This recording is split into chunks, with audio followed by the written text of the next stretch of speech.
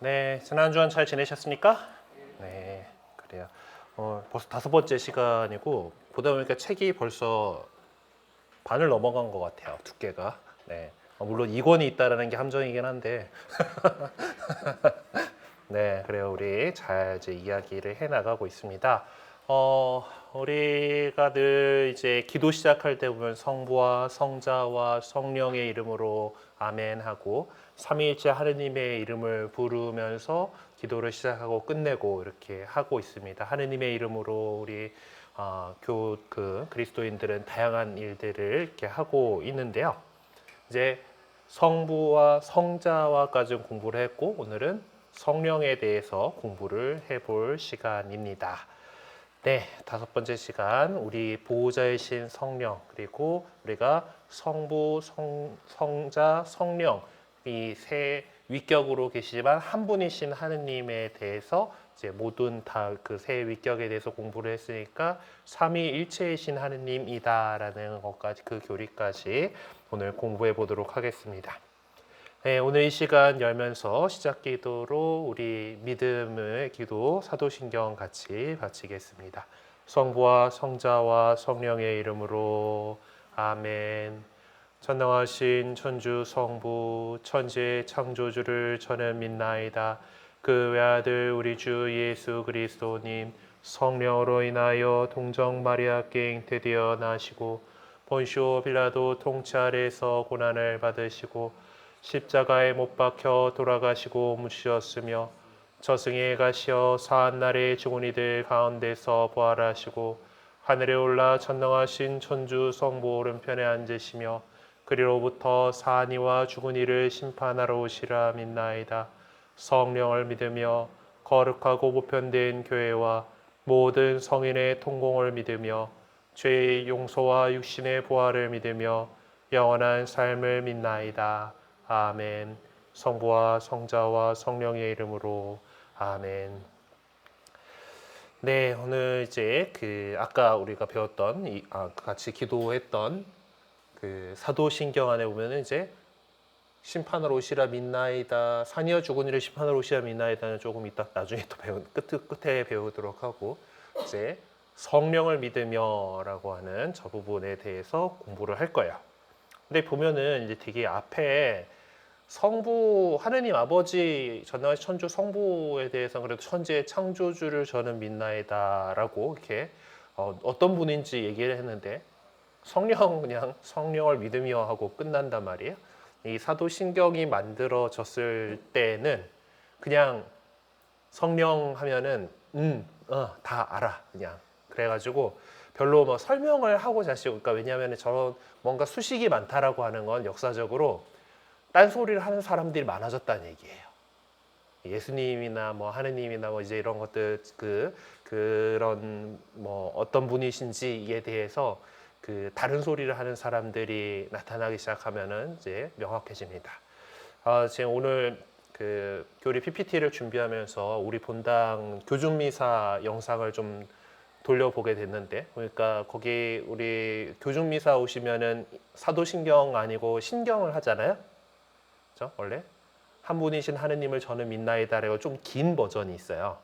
그게 원래 이제 주일 미사 때는 그걸로 해야 되는데 우리나라의 많은 본당이 사도신경이 짧기 때문에 그 짧다라는 이유로 사도신경을 주로 하긴 하는데 이제 거기에 보면은 조금 더 후대에 다듬어진 신앙고백 기도문이거든요. 그 기도문은 거기는 이제 성령에 대한 설명들이 좀 더 풍부하게 나오게 됩니다. 다음 주 주일 미사 하시면서 혹시 잘 기억겨 보시면은 보니까 성가대가 거의 다 내용은 성가대가 다 하고 이제 후렴구로 그냥 한 분이신 하느님을 저는 믿나이다 이렇게 교우들은 그렇게 받긴 하던데 그 내용도 한번 더 이제 어디냐 기도서 같은데 이제 매일 미사 책에 있는 미사 통상문에 보면은 있거든요. 한번 보시면 좋겠습니다. 오늘 성령님께 대해서 우리의 보호자이신 성령님에 대해서 함께 공부해 보도록 하겠습니다. 네, 오늘 시작하면서 로마서의 말씀이 이렇게 적혀 있는데요. 잘 귀 기울여 들어봅시다. 하느님의 영의 인도를 받는 이들은 모두 하느님의 자녀입니다. 여러분은 사람을 다시 두려움에 빠뜨리는 종살이의 영을 받은 것이 아니라 여러분을 자녀로 삼도록 해주시는 영을 받았습니다. 이 성령의 힘으로 우리가 아빠, 아버지 하고 외치는 것입니다. 그리고 이 성령께서 몸소 우리가 하느님의 자녀임을 우리의 영에게 증언해 주십니다. 사도 바오로가 로마에 있는 신자들에게 보낸 편지 중에 있는 내용인데요. 성령님에 대해서 잘 이제 설명하고 있는 그런 구절이라서 선택이 되어 있는 것 같아요. 자, 흐르는 강물 속에는 수많은 물고기와 수초가 숨을 쉬면서 살아갑니다. 하지만 고여있는 물에는 점점 이끼가 끼고 물속에 사는 것들이 생명력을 잃고 죽게 됩니다. 하느님을 주님으로 믿고 그분을 따르는 우리 그리스도인들도 마찬가지죠. 흐르지 않는 물이 썩어버리는 것처럼 우리가 하느님 안에 머물면서 우리에게 새로운 생명을 가지시는 그분의 은총을 받지 못한다라면은 우리는 살아갈 수 없습니다. 생명체로서의 그냥 그렇게는 살아갈 수 있긴 하겠지만은 참된 생명을 누리고 있다라고 얘기하기가 어렵게 되는 거죠. 그래서 우리 성령께서는 세상과 교회 그리고 그리스도인의 신앙생활 안에서 끊임없이 은총의 빛을 비추어 주시고 힘차게 활동하심으로써 우리를 새롭게 하시는 하느님이십니다. 네. 예수님께서는 당시에서 제자들과 함께 살아가시면서 이제 이 보호자, 협조자이신 성령을 보내주실 것을 약속하셨어요. 예수 그리스도께서 성령을 약속하셨고, 특히 부활하신 예수님께서는 이제 이 지상의 사명을 다 마친 다음에 한 40여일 정도를 제자들과 함께 지내시다가 이제 하늘로 올라가시게 됩니다. 그러니까 성부 오른편 앉으시며 그로부터 하고 우리가 하잖아요. 그 말씀처럼 이제 승천을 하시기 전에 제자들과 함께 있으면서 제자들에게 이제 보호자이신 성령을 약속하셨어요. 이제 보라, 내 아버지께서 약속하신 분을 내가 너희에게 보내주겠다. 그러니 너희는 높은 데서 오는 힘을 입을 때까지 예루살렘에 머물러 있어라라고 이렇게 제자들에게 당부하십니다. 그리고 예수님께서 이제 한 40일을 제자들하고 지내고 나서 이제 승천하시고 나서 한 열흘 정도 지난 50일이죠. 대충 이제 파스카 축제로부터 50일이 지나가는 그 시간 오순절이라고 얘기를 하는 날인데 그때에 이제 모여 있는 제자들에게 성령께서 이렇게 오시게 되죠. 그리고 그러면서 그 예수님께서 약속하셨던 성령을 받은 제자들이 이제 그 전까지는 유다인들이 예수님도 잡아 죽이고 그래 자기들도 죽일까봐 어떤 걱정을 하면서 어떤 숨어 있었다라고 한다라면은 예수님께서 부활하셨다라는 걸 그들이 보기는 했지만은 그렇다고 해서 그 부활하셨다라고 하는 기쁜 소식을 세상에 이야기하지는 못하고 있었던 상황이에요. 하지만 이제 성령께서 오시고 나서는 온 세상에 가서 담대히 주님의 죽음과 부활을 선포했습니다. 그래서 사도행전이라는 책이 이제 신약 성경의 복음서들 뒤에 보면은 이 이야기들을 담고 있는데요. 거기서 제자들이 이제 성령을 받고 나서 나가서 외치는 복음, 기쁜 소식이 바로 여러분들이 나무에 매달아 죽인 그 예수님을 하느님께서 다시 일으켜 세우셨습니다. 즉 예수님께서 부활하셨습니다라고 하는 기쁜 소식을 이제 온 세상으로 나가서 전하게 된 것입니다. 성령의 강림으로 우리 그리스도를 믿는 신앙의 공동체 곧 그리스도교가 탄생하게 된 거죠. 그래서 이제 내년에 이제 보시게 될 텐데 부활 시기가 거의 끝나갈 때가 이제 이 성령 강림 대축일, 성령님께서 오신 것을 기뻐하는 대축일을 우리가 지내는데 이날을 우리 교회의 창립일로 여기고 있습니다. 왜냐하면 교회라고 하는 건 하느님께서 가르치신 그 가르침을 같이 믿는 공동체라고 하지만 그 가르침은 구원의 기쁜 소식이고 그것은 예수님께서 부활하셨습니다 라는 것을 선포하는 거거든요. 세상 사람들에게, 더 많은 사람들에게 지금 여러분들이 그 선포를 누군가로부터 이제 듣고 이제 그 함께 우리가 그 구원의 길로 나아가기 위해서 이렇게 공부를 하러 오신 건데 이제 그 기쁜 소식을 구원의 기쁜 소식을 전하는 것이 교회의 본질적인 그런 핵심 사명입니다. 그렇기 때문에 그 일을 가장 먼저 시작하게 된 것, 세상에 복음을 전하는 일을 가장 먼저 시작하게 된 것이 성령님께서 오시고 나서 그 성령 강림의 그 순간부터이기 때문에 우리는 교회의 어떤 시작을 이 성령 강림으로 보고 있습니다.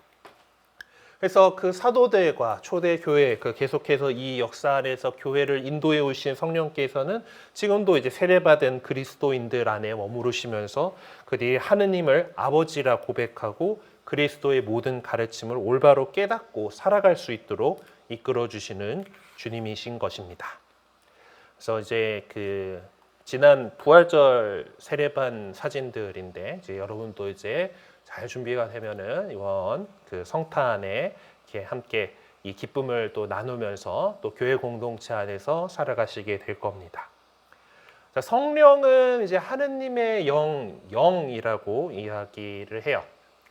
그 우리 주임 신부님이 전래 이제 그 교회 음악의 아주 대가시잖아요. 그래서 제가 신학생 때 우리 교회 음악 교수님이었는데 늘 강조하시는 게 이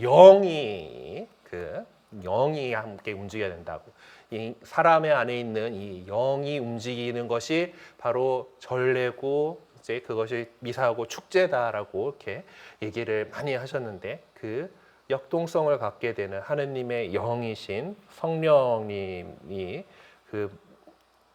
이 구세 창세부터 시작해가지고 오늘날까지 오는 하느님의 이 구원 역사 안에서 큰 역할들을 하고 계시는 것을 살펴보도록 합시다.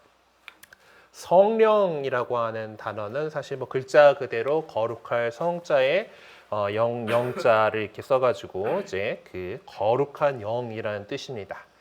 뭐 반대될 만한 건 악령이 있겠죠. 그 거룩한 영, 그러니까 하느님의 영이기 때문에 거룩한 그 영이다라고 얘기를 해요. 예전 용어로는 성신이라고 해가지고 귀신 신자 써가지고 그렇게 쓴 적도 있었는데 신이라고 번역하는 것보다 영이라고 번역하는 것이 더 맞다라고 생각을 하게 돼서 이제 성령이라고 오늘날은 사용을 하고 있습니다.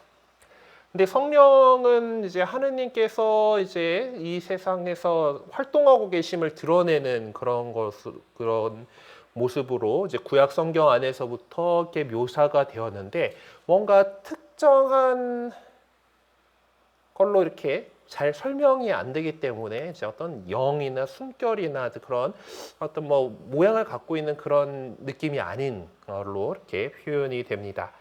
성령께서는 뭐 하느님께서 마찬가지지만은 우리 눈으로 이렇게 보이지 않는, 그래서 눈으로 볼 수 없었던 하느님이 가장 우리에게 잘 드러나신 것이 예수님인 거예요. 예수님께서는 그 시대에 살고 있던 사람들은 그래도 눈으로 봤을 거고 그 시대에 같이 그 동네에 살았던 사람들은 그분의 목소리를 들었을 거예요. 그러니까 그렇기 때문에 나중에 성사에서도 배우겠지만은 하느님을 우리가 볼 수 있게끔 해주신 그런 분이다라고 해요. 근데 성령께서는 또 그렇게 우리가 감각할 수 있는 뭔가로 이렇게 할 수는 없지만은 인간은 기본적으로 세상을 감각기관으로 받아들이지 않습니까? 내 밖에 있는 것을 받을 때는 감각을 통해서 받아들이기 때문에 그래서 이 성령에 대해서 이제 여러 가지 이미지로 표상들로서 이야기를 합니다. 그래서 그런 거에는 뭐 물이 있을 수도 있겠고 제가 거둬놨던 비둘기가 있을 수도 있고 어떤 바람, 뭐 불, 혀, 뭐 이런 것들로 다양한 표상들을 통해서 성령에 대해서 묘사가 되고 있어요. 성령께서는 하느님께서 세상을 창조하셨을 때 온 세상의 질서를 마련하시고 그 안에 생명을 부여하신 하느님의 영입니다. 그리고 또한 성령께서는 당신 백성을 구원하시기 위해서 특정한 사람들에게 내리시는 은총이기도 해요. 그래서 성령에 힘입어서 이스라엘 백성들이 어떤 잘못을 했을 때 하느님의 말씀을 전하는 예언자들이 나서서 정신 차리고 하나님께 돌아와야 된다라고 촉구를 했었습니다. 수많은 판관과 예언자들은 하느님의 영을 충만히 받고 이스라엘 백성을 구원의 길로 이끌었었습니다. 하나님께서는 구약의 에제키엘 예언자에게 너희에게 새 마음을 주고 너희 안에 새 영을 넣어주겠다라고 말씀하시면서 그 영을 통해서 우리가 하느님의 법과 규정을 충실하게 따르도록 우리를 이끌어 주시겠다고 약속을 하셨어요. 그래서 이 예언은 예수님의 약속과 더불어 사도들에게 내린 성령 강림을 통해서 성취가 되었던 것이죠.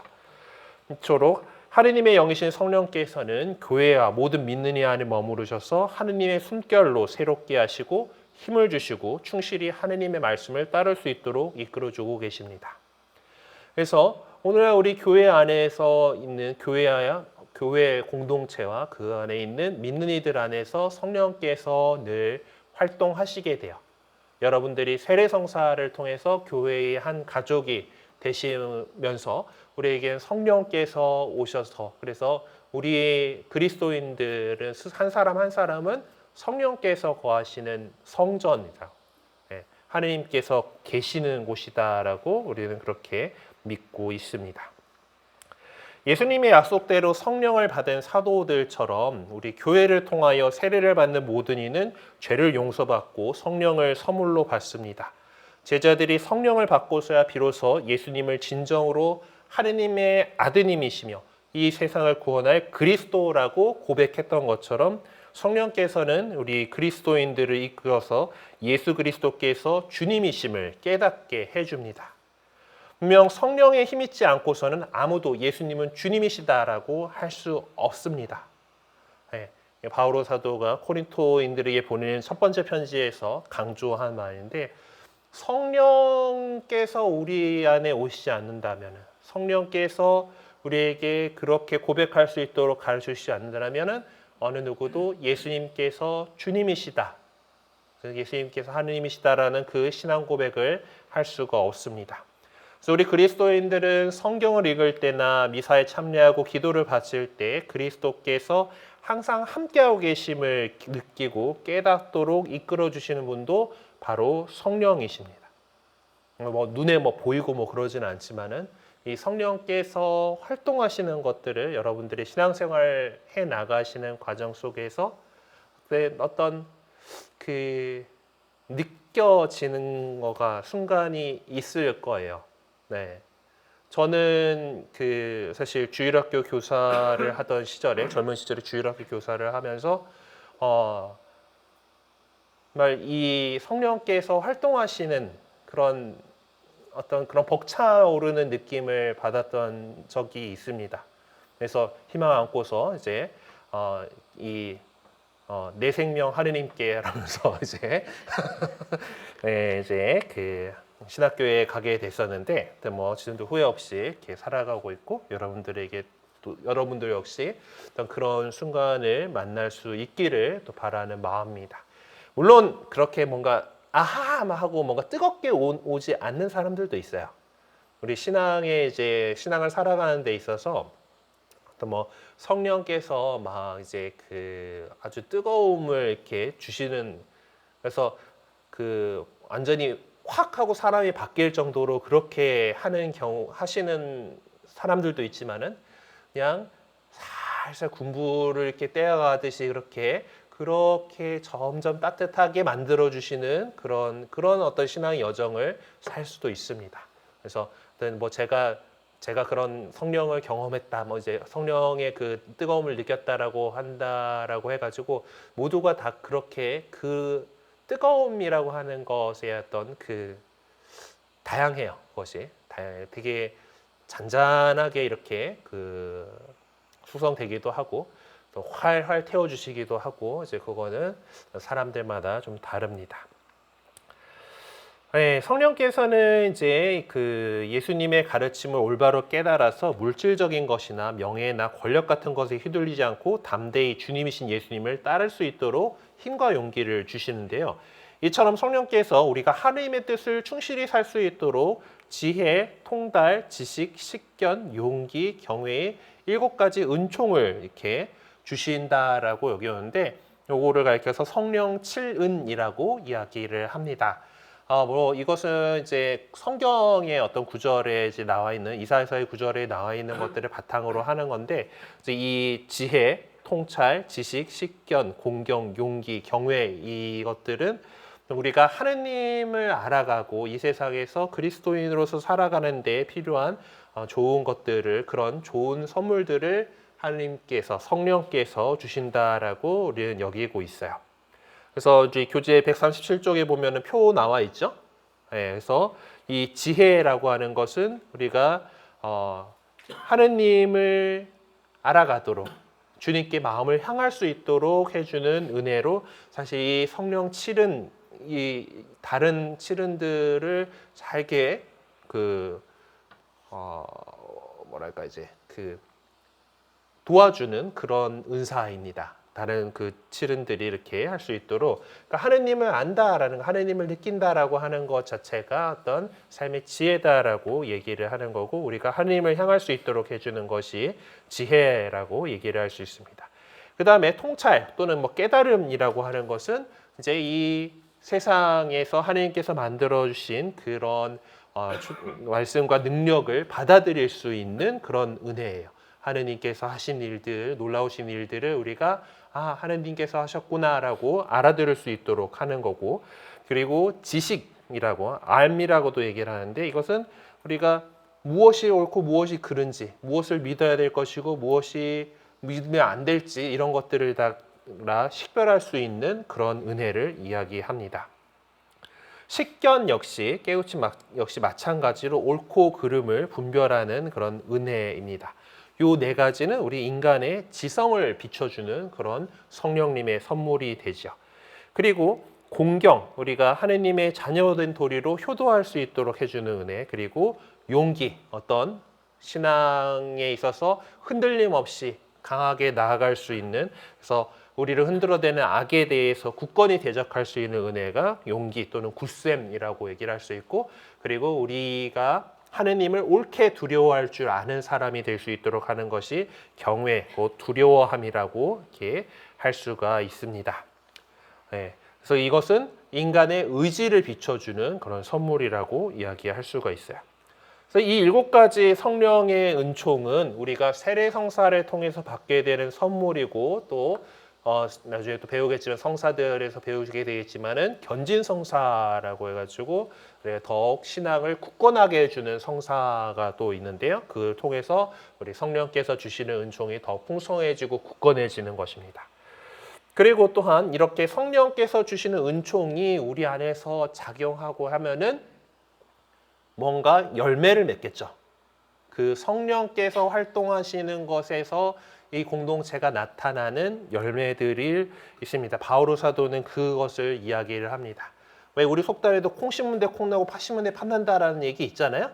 그러니까 우리 공동체 안에서 성령께서 활동을 잘 하시고 있다라면은 우리 안에서 이런 열매들이 맺어질 것이고, 그 안에 우리가 성령께서 활동하시는 거 아니라 악령이 농간을 치고 있다 그러면은 어떤 잘못된 것들이 나오게 될 것이죠. 그래서 그럴 때 이런 성령의 그 9가지 열매라고 하는 것들이 사랑, 기쁨, 평화, 인내, 호의, 선의, 성실, 온유, 절제라는 9가지 그 성령의 열매를 맺게 된다라고 이렇게 알려주셨습니다.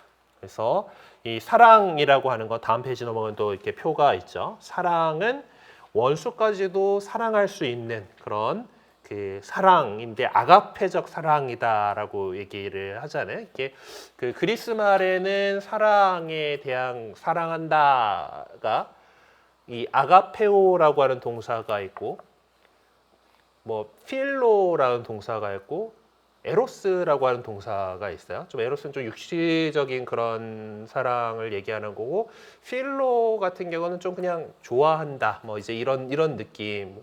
애호가의 이제 그런 느낌이다라면은 이제 이 아가페오 같은 경우는 이것은 정말 헌신적인 사랑을 이야기해요. 예수님께서 친구를 위하여 목숨을 내놓는 것보다 더 큰 사랑은 없다라고 하면서 당신의 그 목숨까지 바쳐서 우리 인간을 위해서 희생하셨잖아요. 그런 사랑을 갖다가 아가페적인 사랑이다라고 얘기를 합니다. 그래서 어떤 이 그 사랑은 정말 그런 더 높은 차원의 사랑을 하는 것을 이야기를 합니다. 그리고 이제 성령께서 활동하시게 되면 그 안에서 우리는 기쁨이 이렇게 계속 하느님과 함께 있다라는 것 때문에 우리는 그 삶에 기쁨이 이렇게 생겨나게 됩니다. 그리고 또한 그곳에서는 하느님께 우리가 모든 것을 맡겨드리고 의지하면서 얻을 수 있는 평화가 있게 되죠. 사랑과 기쁨과 평화는 그래서 하느님하고의 관계 안에서 나오게 되는 그런 열매들이 됩니다. 그리고 우리는 이제 성령께서 우리 안에서 활동하시게 되면은 우리 인내를 가지고 다른 이웃들을 바라볼 수가 있게 되죠. 그래서 특히 우리가 실망과 좌절하지 않고 하느님께서 마련하신 그 때를 기다리는 수 있는 그런 인내심을 우리에게 주시고 또한 이웃의 어려움을 더 알고 잘 따스하게 대할 수 있는 호의를 우리에게 주시게 됩니다. 그리고 또 주님께서 주신 시간이나 재능이나 재산들을 이웃과 나눌 수 있는 그런 선의를 우리에게 주시기도 하죠. 요 세 가지는 우리가 이웃과의 관계 안에서 어떤 얻게 되는 열매들이라고 얘기할 수가 있습니다. 그리고 성령께서 함께 하시는 사람은 성실하고 또 온유하고 절제할 줄 알게 되는데 이것은 분명히 어떤 나 자신과의 관계에서 나오는 그런 열매들이라고 할 수가 있습니다. 성령께서는 이렇게 7가지 은사, 성령께서 주시는 은사를 7가지 은사로 얘기를 하고 거기서 9가지 성령의 열매들을 뭐 얘기하지만은 꼭 이것들 특정 이렇게가 다라고 생각할 필요는 없습니다. 물론 이제 성령 강림대 주기일이 되면은 이제 성령 7은 가운데서 뭐 하나를 뽑아보자 뭐 이제 이런 뽑기를 좀 해요. 이제 그거 한번 이제 올해 나에게 뭐 이제 성령께서 주시는 어떤 은사를 우리가 좀 묵상을 하면서 살아갈 수 있으면 좋겠어 뭐 이런 거지. 그 뽑은 거 그거만 주신다라는 그런 얘기는 아닙니다. 그래서 이제 이런 것들이 주신 성령께서 우리 각자에게 좋은 것들을 주신단 말이에요. 네. 그것은 왜 주실까? 그것은 성령께서 베푸시는 이 은사들은 우리 공동선을 위해서 이렇게 베풀어 주시는 은사들이라는 겁니다. 성령께서 믿는 이들의 공동체인 교회가 언제나 하느님 말씀에 따라서 일치를 이루고 사랑을 나눌 수 있도록 각 사람에게 특별한 은총을 베풀어 주십니다. 일찍이 바오로 사도는 성령께서 각 사람에게 각기 다른 은사, 그러니까 바로 은총의 선물을 우리에게 주시는데 그것을 다른 말로 해가지고 이제 은사라고 얘기를 해요. 네, 은사를 신약 성경의 언어인 그리스어로 쓰게 되면은 카리스마라고 합니다. 요새는 카리스마가 막 앞쪽에 누가 나서가지고 되게 대중을 막 휘어잡을 수 있는 그런 능력을 지닌 사람으로 이렇게 많이 그렇게 일반적인 언어 생활에서 그렇게 사용되죠. 저 사람 카리스마 있어 뭐 이렇게 하는데 왜 그런가 하면은 성령께서 다양한 은사를 우리에게 주셔요. 자, 다양한 은사를 주셨는데 그렇게 사람들의 마음을 휘어잡을 수 있는 은사도 주셨겠죠. 그래가지고 사람들을 잘 가르치고 공동체를 단합시키고 이렇게 더 하느님 보시기에 좋은 곳을 만들어갈 수 있는 그런 사람들의 은사는 눈에 잘 띕니다. 하지만 또 뒤에서 조용하게 봉사하고 이렇게 기도하고 하는 은사들을 받은 사람들도 있을 텐데 그거는 잘 드러나지 않죠. 그래서 나중에 사람들은 이 드러나는 것에 그냥 저 은사적인 그런 능력이야 라면서 그거가 드러나는 그런 은사 자체가 카리스마라고 인식하게 되어버린 거예요. 하지만 이 카리스마라고 하는 그것은 선물 받았다. 선물. 하나님께서 주신 은총의 선물이다라고 하는 것으로 이해를 해주시면 됩니다. 그리고 그것은 우리 각자에게 다양하게 주어져 있어요. 어떤 사람들을 보면 나는 소심해가지고 앞에 나가고 말도 잘 못하고 뭐 그러면서 이제 괜히 앞에서 막 이렇게 나서는 사람들을 부러워하기도 하고 그러잖아요. 예. 하지만은 하나님께서는 그 사람들의 그런 사람에게도 분명히 은사를 주셨고 다른 사람들에 비해서 잘 할 수 있는 무엇인가가 있다라고 하는 것이죠. 자, 그런데 이제 바오로 사도께서는 이 은사에 대해서 얘기를 하면서 이제 그 9가지 공동체의 봉사를 위한 9가지 은사를 얘기하신 바가 있어요. 그래서 바로 이런 것들이 이제 나오는데 하나님께서는 각 사람에게 공동선을 위하여 성령을 드러내 보여주십니다. 그리하여 어떤 이에게는 성령을 통하여 지혜의 말씀이, 또 어떤 이에게는 같은 성령에 따라 지식의 말씀이 주어집니다. 어떤 이에게는 같은 성령 안에서 믿음이, 어떤 이에게는 그 한 성령 안에서 병을 고치는 은사가 주어집니다. 어떤 이들에게는 기적을 일으키는 은사가, 어떤 이에게는 예언을 하는 은사가, 또 어떤 이들에게는 영들을 식별하는 은사가, 어떤 이들에게는 여러 가지 신령한 언어로 말하는 은사가, 어떤 이에게는 신령한 언어를 해석하는 은사가 주어집니다.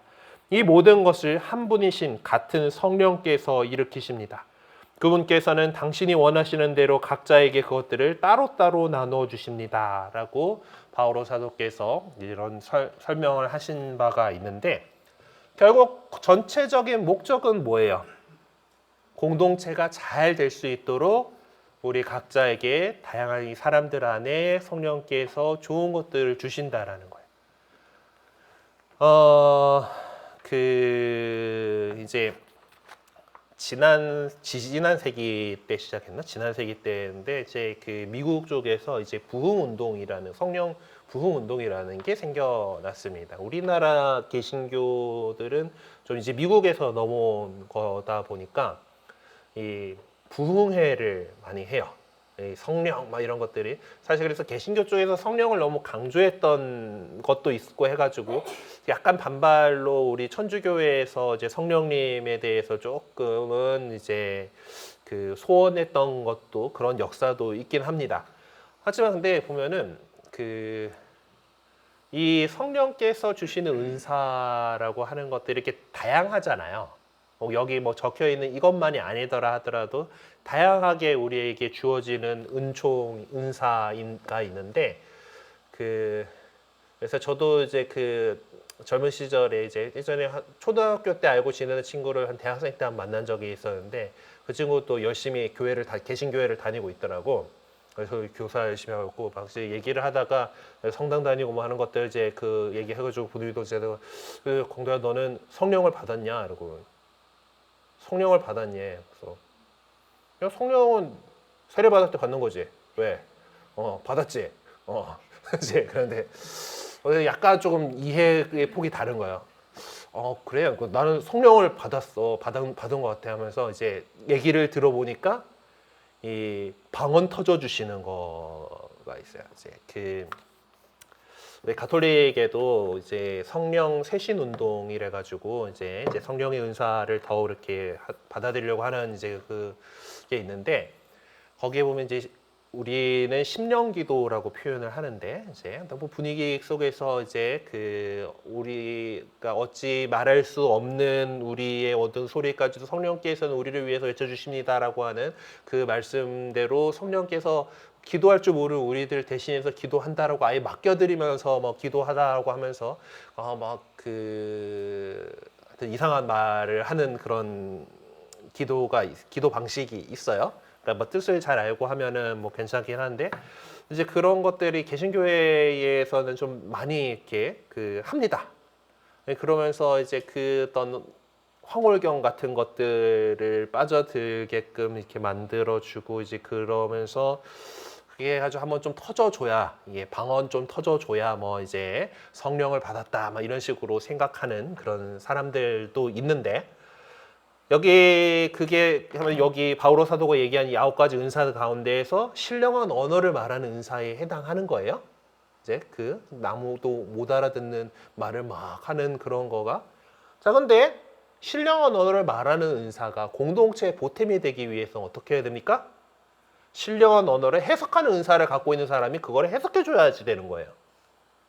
그냥 지 혼자 랄랄랄랄 하고 떠들고 있으면은 공동체에 도움이 안 돼. 소용이 없는 거지. 그냥 자기 혼자 한번 좀 성령께서만 나를 좀 만져주셨어 하고 이제 그런 거에 좀 차오를 수도 있기는 하겠지만은 그것이 아니라 신령한 언어를 말하는 은사를 받은 사람이 있다라면 신령한 언어를 해석해서 공동체에게 알려줄 사람, 그 은사를 받은 사람이 있어야지 그 은사가 역할을 하게 되는 겁니다.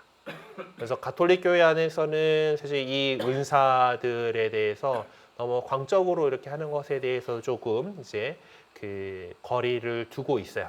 그리고 우리는 다양한 방법으로 성령께서 주시는 은사는 기본적으로 누구 하나가 내가 잘 되자, 그 은사 받은 사람이 막 그걸 통해 가지고 막 병을 막 고치는 은사 해가지고 사람들을 막 잡아주면 덥석덥석 일어나게 하고 뭐 이제 이런 것들을 해가지고 그 사람이 유명해지고 돈을 잘 벌고가 그러라고 있는 게 아니잖아요.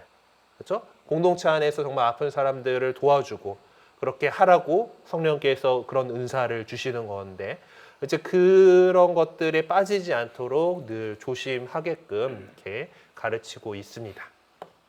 일단 은사에 대해서 너무 뭐 말하는데, 하여튼 여러분들이 이제 그 살아가면서 신앙인으로 살아가면서 나에게 주시는 은사는 무엇인가? 그리고 그 은사를 공동체의 공동의 이익을 위해서, 공동선을 위해서 주시는 은사이기 때문에 우리가 그것을 잘 키우고 또 이 세상을 위해서, 교회 공동체를 위해서, 이 사회를 위해서, 사회 공동체를 위해서 자신의 은사를 발견하고 그것을 잘 활용할 줄 아는 것이 훌륭한 신앙인으로서 살아가는 중요한 방법입니다.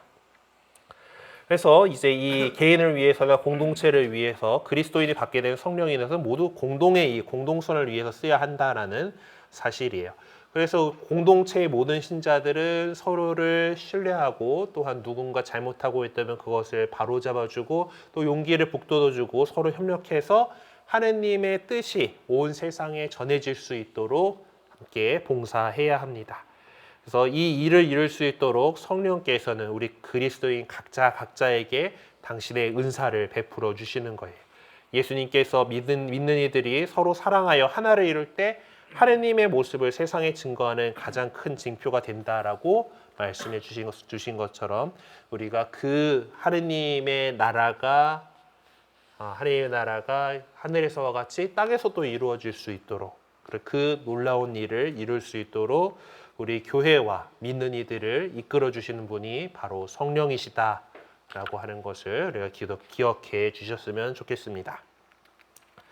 네, 그 뒤에 여기 이제 활동할 것들, 이제 나눔할 것들은 집에서 또 가족들과 좀 함께 이야기를 나눠보시면은 좋겠고요.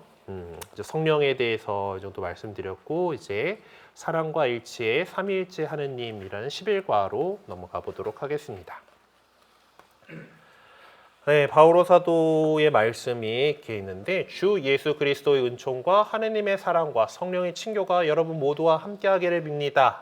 라는 이 코린토 사람들에게 보낸 편지 두 번째 편지에서 이제 어떤 축복의 말인데 어디서 많이 들어본 것 같지 않습니까?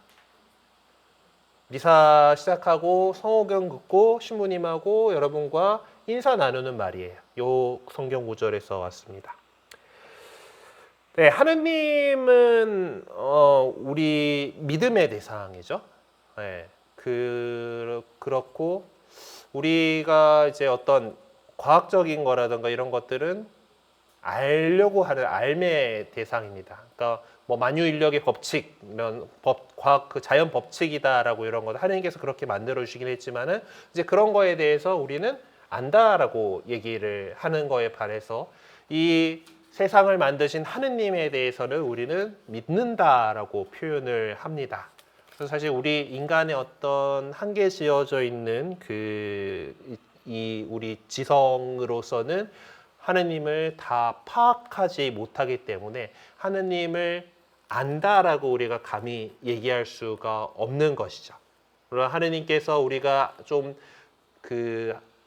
우리가 하느님을 알 수 있도록 계시로서 당신의 그 신비를 열어 보여주셨긴 했지만은 그 안에서 우리가 사실 그냥 내가 어떤 과학 법칙에 대해서 이해하고 아는 것과는 다른 믿음이라고 하는 요소를 우리에게 요구하시기 때문입니다. 그래서 우리는 하느님이 누구이신지, 또 어떤 분이신지, 또 어떻게 우리에게 당신의 사랑을 보여주셨는지 그거를 하느님께서 그렇게 드러내 보여주셨기 때문에 알게 되었고 믿게 되었습니다. 우리가 하느님을 완전히 알 수는 없죠. 그래서 그리고 하느님께서는 언제나 우리의 생각을 뛰어넘는 분이십니다. 그럼에도 하느님의 놀라운 은총으로 우리는 그분을 알고 믿으며 또 그분의 뜻을 실천함으로써 하느님과 친밀한 관계를 충실하게 살아갈 수가 있죠.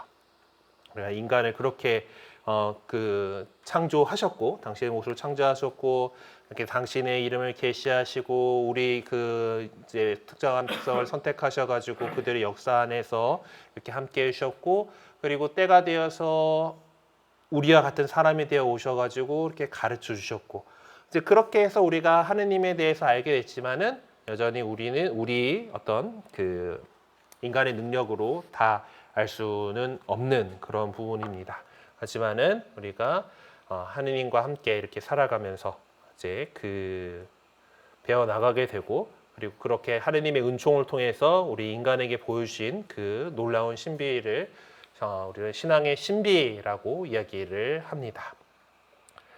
그래서 이제 우리는 예수 그리스도께서 가르쳐 주신 대로 하느님께서 성부와 성자와 성령의 세 위격으로 계시지만 한 분이신 하느님이시다라고 하는 이제 그 믿음을 갖게 됐습니다.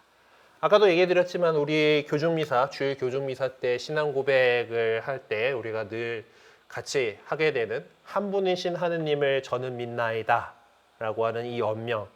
그래서 하느님께서는 세 하느님이 아니라 한 분이신 하느님이다. 네, 그렇지만 위격으로는 셋이다라고 하는 거가 이게 상당히 뭔가 인간적인 방법으로 이걸 설명을 하려고 그러면 다 뭔가 이단으로 빠져드는 그런 어려운 그런 것이긴 합니다. 어쨌든 그래도 인간의 어떤 역사 안에서 하느님께서 세상을 창조하시고 그리고 예수님을 보내주셔가지고 우리를 구원하시고 이제 그리고 성령님께서 오셔가지고 우리가 담대히 그 복음을 살고 교회를 이루고 살아갈 수 있도록 이렇게 해주신 것 안에서 우리는 하느님 아버지와 그분의 아들 예수 그리스도와 또 교회 안에서 활동하시며 이들에게 생명을 주시는 성령을 믿게 되었습니다. 그래서 이제 하느님께서 그렇게 계시다라는 것을 우리 인간이 경험한 거예요. 아버지와 아들, 영 경험한 거고 그리고 그것은 예수 그리스도께서 우리에게 그렇게 가르쳐 주신 겁니다. 그래서 흔히 이제 예수님이 이제 좀 작년에 좀 이렇게 수염도 좀 기르고 머리도 길고 이러다 보니까 그러면 아버지는 좀 더 나이가 많아야 되지 않을까 하면서 이제 이렇게 하고 이제 성령은 아까 좀 비둘기 모양으로 이렇게 많이 이렇게 하다 보니까 이제 삼위일체를 그리면 대충 저런 그림들로 화가들이 많이 표현을 했어요. 네, 사실 이제 엄밀하게 얘기하면 하느님 아버지의 모습을 저렇게 구체화시킬 수 있을지에 대해서는 조금 논란의 여지가 있기는 한데 하여튼 하느님께서 이제 창세기의 표현에 보면은 우리의 모습대로 인간을 만들자 그죠 하느님의 모상으로 인간이 창조되었다라고 하는 것에서 이제 사람하고 비슷할 거야 이제 이런 상상을 이렇게 편 겁니다. 어쨌든 삼위일체라고 하는 이 교리 신앙은 그냥 만들어진 것이 아니라 인간이 어떤 그 안에서 만들어진 것이 아니라 하느님이신 그분 예수 그리스도께서 당신을 아들로 하느님 아버지로 그리고 성령을 이렇게 우리에게 가르쳐 주셨고 그리고 이 세 위격이 따로따로의 하느님이 아니라 한 분이신 하느님이다라고 하는 그 삼위일체라고 하는 이 신비를 우리는 믿고 살아갑니다. 이게 신비라고 부르는 거는 우리 인간의 머리로 그냥 이해가 안 되기 때문에 그래요. 그래서 믿음, 신앙이라고 하는 것으로서 이렇게 받아들이는 그런 일입니다. 이제 우리 이제 그 신앙을 갖다가 학문적으로 좀 더 이렇게 하느님에 대해 연구하는 걸 신학이라고 얘기를 해요. 예, 그 신학을 이제 그 우리 그리스도교 신학을 되게 처음 기초 놓으신 거는 사실 바오로 사도이시고, 그 다음에 어떤 좀 그 많이 이제 구체화시킨 성인 가운데 아우구스티누스라고 하는 성인이 있습니다. 이제 뭐 영어식으로 읽으면 어거스틴이긴 한데, 아우구스티노라고 하는 성인께서 북아프리카에 있는 히포라고 하는 곳의 주교님이셨어요. 근데 거기가 지중해 연안인 거지. 지중해 연안에서 이제 근데 그 아우구스티노 성인께서 이제 신학을 많이 이렇게 정리를 하시고, 이제 그 정말 뛰어난 분이었기 때문에 이제 이 여러 가지 교리들을 이제 좀 더 체계화시키고 하는데 큰 공헌을 하신 분인데, 이분이 이제 이 삼위일체 신비를 좀 어떻게 이해를 할 수 있을까를 갖다가 한참 고민을 하고 계시던 시절이 있었어요. 근데 이제 이게 그 머리가 계속 책상 앞에만 앉아 있는다고 뭐가 돌아가지가 않잖아요. 그럴 때는 산책을 해주면 좋습니다. 그래서 이제 그 히포는 지중해 연안이기 때문에 아름다운 이제 그 모래사장을 이제 거니르면서 이 삼위일체 하느님이 이 삼위일체의 신비를 어떻게 이해할 수 있을까, 이렇게를 한참 고민을 하면서 그래 가고 있었다라는 전설이 있어요. 근데 이제 그러고 있는데 저 앞에 한 꼬마가 그 모래사장이잖아요. 모래사장에 구덩이를 막 파놓고 그 조개 껍질을 하나 들고서 그 바닷물을 갖다 열심히 퍼다가 그 구멍에다가 이렇게 열심히 퍼다가 나르고를 하고 있더랍니다. 이제 그게 이제 그 성인 주교님의 눈에 들어왔어요. 하고 이제 한참 보고 있다가 이제 그 아이에게 다가가가지고, 얘야 너 뭐 하고 있는 거니? 하고 주교님이 아이한테 물었다 그래요. 그 아이가 저는요 이 바닷물을 다 이 구덩이에다가 담을 거예요. 황당하죠? 네, 어른들의 입장에서 황당합니다. 이제 주교님도 마찬가지였겠죠. 아니 어떻게 이 큰 바다의 물을 요만한 데다가 담을 수 있겠니?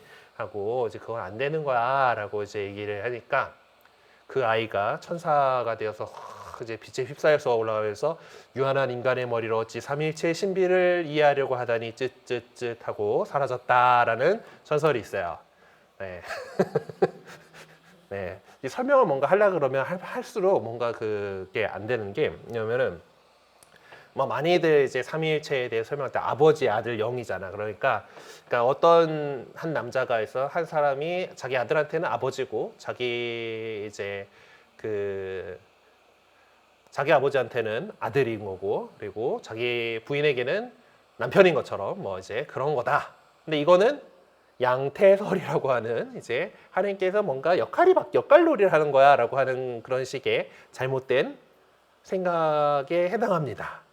뭐 그리고 또 뭐 어떤 사람도 이런 것도 얘기를 해요. 저기 그 태양에서 이제 빛이 이렇게 오고, 밝은 빛이 오고 또 열도 오고 뭐 이제 이렇게 그리고 태양이 저기 있고 뭐 이런 거에서 그것이 이제 삼위일체의 어떤 신비다. 같은 그 태양에서 있지만은 이제 우리에게 열, 빛 뭐 여러 가지로 이렇게 온다. 뭐 이제 이런, 걔도 살짝 이게 그 잘못되는 거고, 제가 들었던 가장 신박한 삼위일체 비유는, 신박한 게 아니라 좀 황당하긴 해요. 제가 군대 갔을 때 우리 군종 신부님이 이제 그 성당 가면은 이제 제일 많이 나눠주는 간식이 초코파이지 않습니까? 초코파이가 이제 그 크래커와 초콜릿과 마시멜로우로 이루어져 있어서 삼위일체의 하느님 뭐 아니거든 이게 하여튼 이제 뭔가 하려고 뭔가를 이제 시도를 하면 할수록 이단으로 빠져들게 되는 이제 이것이 삼위일체의 신비이긴 한데, 일단 기본적으로 이제 위라고 하는 것이 이제 위격이라고 표현해요. 그래서 이 성부, 성자, 성령은 각각의 어떤 위격인데, 이게 원래 나왔던 이제 그리스 말은 페르소나라고 하는 단어인데, 페르소나는 지금의 person이 됐죠. 이제 인격을 얘기하는 그런 말이기도 합니다. 근데 이제 하느님께 사용할 때는 위격이라고 표현을 해요. 그리고 페르소나라고 하는 건 원래는 이제 히랍의 연극에서 이제 어떤 그 이 배우가 어떤 역할을 하고 있는지를 드러내는 어떤 가면 같은 이제 그런 것들이었는데, 그렇다고 해서 이제 하느님께서 이럴 때는 성부 가면, 이럴 때는 성자 가면을 쓰고 있다라고 또 이해하면 그것도 좀 곤란해요. 어쨌든 이제 이게 전문적인 신앙 용어로서 이제 성부, 성자, 성령의 위격을 가리키는 말로서 이렇게 자리를 잡게 되었어요. 그리고 그 위격으로서는 셋이지만은 그 실체는 한 분이신 하느님이다. substance라고 하는 substance를 이제 번역한 말이긴 한데, 이제 그렇게 세 위격으로 아버지와 아들과 영의 세 위격으로 계시만은 한 분이신 하느님이시다라고 하는 그 실체로서는 하나이시다라고 하는 것이 우리의 믿음입니다. 그래서 삼위로 드러나신 하나님께서 일체를 이루고 계시다. 이것이 삼위일체라고 하는 중요한 교리이죠. 그래서 우리 그리스도인들은 성부와 성자와 성령의 각 세 위격으로 계시만 한 분이신 하느님을 우리는 믿습니다. 그래서 우리는 여러분들이 세례를 받을 때도 성부와 성자와 성령의 이름으로 세례를 받을 것이고, 또 뭐 이제 뭐 기도나 뭐 이런 것들 성부와 성자와 성령의 이름으로 하고, 또 미사가 끝나고 집에 돌아가기 전에 복을 받을 때, 강복을 받을 때도 성부와 성자와 성령께서는 여기 모든 이에게 강복하소서라고 신부님께서 강복을 주시죠. 복을 빌어 주신단 말이에요. 그런 식으로 우리가 성부, 성자, 성령의 하느님의 이름을 부르고 기도하면서 살아갑니다. 그래서 이 삼위로 계시지만 일체이신 한 분이신 하느님에 대한 믿음은 우리 그리스도교 신앙의 근간이며 핵심을 이루는 것이죠. 그리고 이 삼위일체의 신비는 성경의 여러 장면들 안에서 구원 역사 안에서 이렇게 드러나오고 있습니다. 물론 이 삼위일체 트리니티라고 하는 이 단어 자체가 성경에 나오지는 않습니다. 성경에는 삼위일체 뭐 이런 식으로 트리니티 이 단어는 등장을 하지 않아요. 하지만은 우리 인간들이 그 역사 안에서 하느님께서 활동하셨던 그 역사하신 그 업적들을 통해서 우리 인간들이 체험하고 깨닫게 된 진리다라는 것이죠. 예, 성부께서는 이 세상을 당신의 사랑으로 창조하시고 우리 인간을 구원하시기 위해서 당신의 아들을 보내셨습니다. 또한 성자께서는 하느님의 뜻에 따라서 우리 인간의 죄를 대신해서 십자가에 못 박혀 돌아가심으로써 구원을 완성하셨고, 또 하느님이 누구이신지 우리에게 온전히 밝혀주셨습니다. 그리고 성령께서는 성부와 성자의 약속에 따라 이 세상에 오셔서 교회와 모든 이들을 새롭게 하시고 거룩하게 하고 계십니다. 교회는 성령의 도우심으로 마지막 날 다시 오실 예수 그리스도를 기다리면서 이 세상에 하느님의 사랑을 증거하고 있죠. 자, 그런데 이제 삼위일체의 신비를 갖다가 잘못 받아들여서, 요거는 지금 우리 책에도 요 그림이 이제 나와 있는데, 러시아 쪽의 이콘인데 안드레이 루블로프라고 하는 화가가 그린 삼위일체인데, 삼위일체를 그린 그림인데 그 앞에 봤던 거하고 좀 다르죠. 셋이 똑같이 생겼어요. 뭐 천사야라고 우리가 생각하겠지만은 이제 성삼위를 그린 건데, 이제 어떻게 다르냐가 되냐면은 이제 제일 저러면 왼쪽이죠. 네, 여러분들 보기에 왼쪽에 제 왼쪽에 계신 분이 성부예요. 어떻게 이제 그 구분을 하냐면은 그 빛이 자체 발광하는 안쪽에서부터 빛이 막 이렇게 배어 나오는 그런 것을 표현이 되어 있습니다. 그리고 나머지 두 위격이 성부를 바라보고 계셔요. 하나님 아버지를 바라보고 있는 그런 모습으로 이렇게 드러나게 되고, 가운데가 성자신데, 성자께서는 이제 지금 성부와 성령하고는 이제 옷의 배색이 다르죠. 바뀌어 있어요. 네, 그리고 그 붉은 거에서 우리를 위해서 구원의 피를 흘리신 그런 존재로서, 그리고 이제 성령께서는 좀 이제 녹색의 어떤 느낌이 드는 그런 옷인데 우리에게 생명을 주시는 분이다라는 것들을 이런 식으로 표현을 하고 있습니다. 이 삼위일체 이콘에 대한 자세한 내용은 저희 사목국 서울대교구 사목국 유튜브 채널에 오시면은 최근에 요거에 관련해 가지고 자세한 영상을 만들어 놨으니까 한번 보셔도 되겠습니다. 그래서 이 이콘도 이제 상당히 이제 이 삼위일체 하느님에 대해서 묵상할 거리를 많이 던져주기는 해요. 어쨌든 근데 이제 그 삼위일체 교리를 우리가 잘못 받아들이게 되면은 어떤 그 창조 때부터 이제 그 구약 시대에는 성부의 시대고 그리고 예수님께서 오셔서 성자의 시대를 사시다가 그리고 성령께서 오시고 나서 지금까지는 성령의 시대다라고 이런 식으로 어떤 시대 구분을 이렇게 하면서 하나님께서 성부, 성자, 성령으로 이렇게 활동하신다. 그래서 오늘 지금은 성령의 시대다. 뭐 이런 식으로 그냥 이 시대적 단절로서 이제 얘기를 하는데 그렇게 이해해서는 안 됩니다. 어떤 그 영원으로부터 세상 창조 그 이전부터 하나님께서는 성부, 성자, 성령 삼위의 일체로 이제 계셨고 그리고 모든 그 활동들은 삼위일체의 공동의 작업을 세상을 이제 창조하시면서 인간을 만들 때 이제 뭐 우리와 비슷하게 우리 모습으로 사람을 만들자라고 이렇게 하셨다라고 이렇게 그 창세기에 이렇게 적혀 있는데 그 뭐 이런 부분들이라던가 이제 뭐 말씀, 영, 지혜 이런 걸로 이제 지혜서 보면 또 이제 창조 때부터 지혜는 뭐 그 곁에서 뛰어놀았고 뭐 이제 이런 그래서 어떤 그런 말씀들로 당신께서 계시한 것처럼 하느님께 어떤 구별되는 위격이 있다라는 것들이 좀 구약 성경에 이렇게 나오기는 해요. 네, 물론 이제 이 복수형으로 당신의 표시 그 얘기한 거 우리와 비슷하게 우리 모습으로 사람을 만들자라고 한 이거에 대해서 오늘날 성서학자들은 좀 다른 의견을 내기도 합니다. 이게 그 장엄 복수형이라는 거다라는 건데 그 왜 임금님은 내가라고 얘기 안 하잖아요. 나를 가리킬 때 나라는 1인칭 대명사를 쓰지 않습니다. 보통 짐은 하고 이렇게 표현을 하죠. 이제 그런 것처럼 이제 고대 근동 지역에 이제 그 임금이 자신을 가리킬 때 1인칭 복수형을 썼다라는 거예요.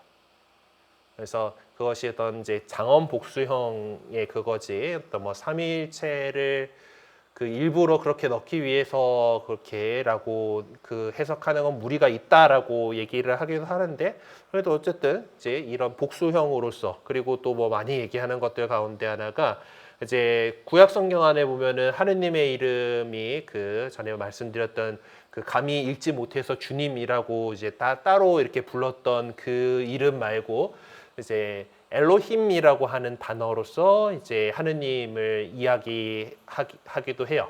뭐 야훼, 엘로힘 뭐 이게 다 나올 때도 있긴 하는데 엘로힘 같은 경우도 복수형이에요. 하느님, 신들 뭐 이런 느낌의 그 단어인 건데 그러니까 임하고 끝나는 것들이 그 히브리어라던가 그쪽 지역 말에서 약간 복수형을 나타내는 그런 표현인데 이제 뭐 그런 것들에서 이제 삼위일체를 뭐 얘기를 하려고 하는 시도들도 없지는 않습니다만은 이제 뭐 그런 구절들 이제 그리고 그 구약 성경 안에서도 이제 이런 하느님 곁에 뭐 영이나 뭐 바람이라던가 뭐 이제 이런 것들로서 이제 성령께서 활동하시는 그런 모습들이 이렇게 묘사가 되어 있는 것을 발견할 수가 있습니다. 그리고 이 삼위일체의 신비는 사실 무엇보다도 신약 성경을 통해서 더 잘 우리에게 밝혀지고 있어요. 예수 그리스도께서 이제 우리에게 오셨을 때 처음에 이제 그 가브리엘 천사가 마리아께 이제 성령으로 잉태하셨습니다라고 은총에 가득하신 이여 기뻐하라 이제 하면서 이제 왔을 때도 성령으로 잉태하셨다라고 하는 걸 통해서 그때 이제 그 성령께서 활동하시고 성자께서 계시고 그리고 은총은 성부께서 주시는 거니까라고 하면서 삼위일체의 신비가 그렇게 드러나기도 했고, 예수님께서 세례 받으시는 장면 속에서도 보면은 성령께서 비둘기 모양 영으로 이렇게 예수님 위로 내려오셨다라고 이렇게 표현이 되고 있고, 하늘에서 이는 내가 사랑하는 아들, 내 마음에 드는 아들이다라는 하나님 아버지의 목소리가 들려왔다.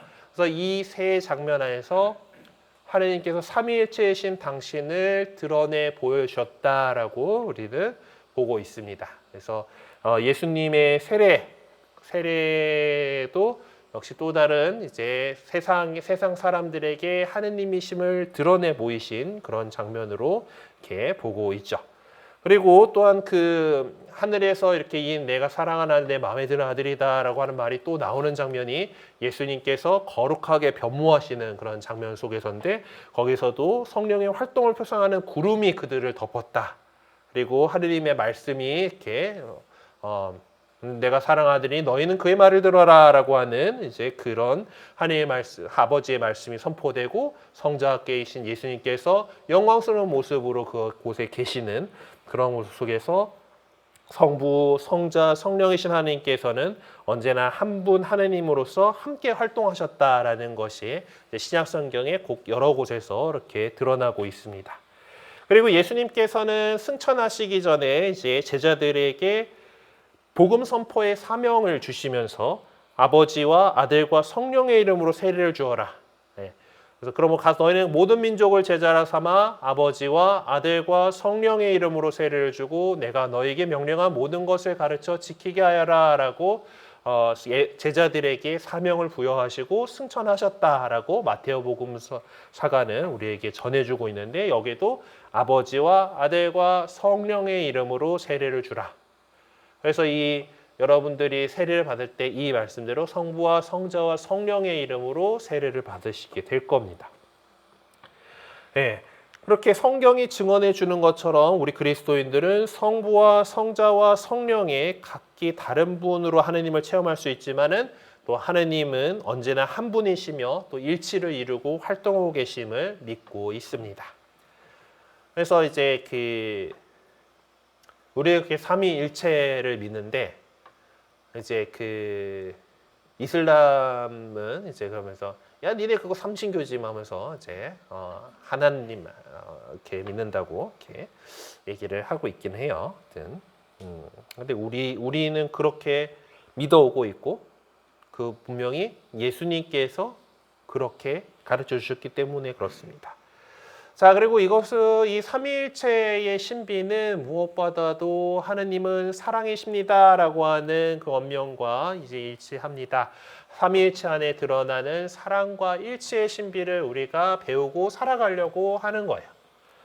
네, 성령의 도우심으로 우리는 교회와 세상 안에서 활동하시는 삼위일체 하느님을 만나고 깨달을 수 있습니다. 우리 그리스도인들이 하느님을 삼위일체로 고백할 때마다 성부와 성자와 성령께서 언제나 사랑으로 일치하고 계신 것처럼 우리 역시 서로 사랑으로 일치해야 하고 또 그분의 은총으로 일치할 수 있다라는 믿음을 표현하는 것이라고 할 수 있겠습니다. 그래서 성호경을 그을 때 또 그리고 성부와 성자 성령의 이름을 찬미하며 영광송을 바칠 때, 또 남편, 아내 그리고 자녀들이 하나가 되도록 도움을 청하며 가정의 일치를 위해서 노력할 때, 또 공동체 안에서 또 다른 생각과 다른 방식으로 살아가지만은 서로 이해하고 용서하며 하나를 되기 위해서 최선을 다할 때 우리는 이제 삼위일체 하느님께서 누리고 계신 사랑과 일치의 신비를 믿고 고백하면서 살아가는 것입니다. 물론 당장은 삼위일체의 신비이기 때문에 받아들이기가 쉽지 않을 수도 있어요. 네. 이해한다라는 건 사실 힘들죠. 불가능합니다. 하지만은 그래도 우리가 끊임없이 삼위일체 하느님의 이름으로 기도하고 또 그 성삼위가 이루시는 사랑과 일치를 우리도 이루어 나가려고 그렇게 노력할 때 우리는 이 놀라운 신비를 더욱더 깊이 체험하면서 깨달을 수 있게 될 거예요. 자, 그러면은 우리가 이제 신앙생활을 해 나가는 가운데 삼위일체 하느님에 대한 고백을 언제 어떤 방식으로 하게 되는지 한번 나와 있으니까 보도록 합시다.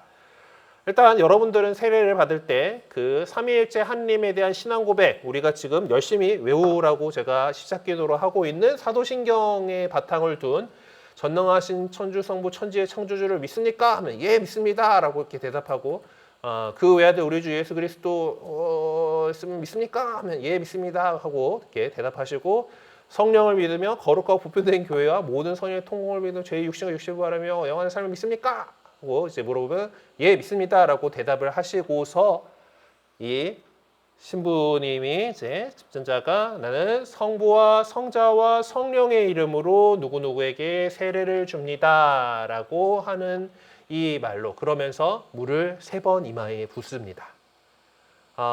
세례 때 공부를 하겠지만은 요거 좀 중요한 포인트예요.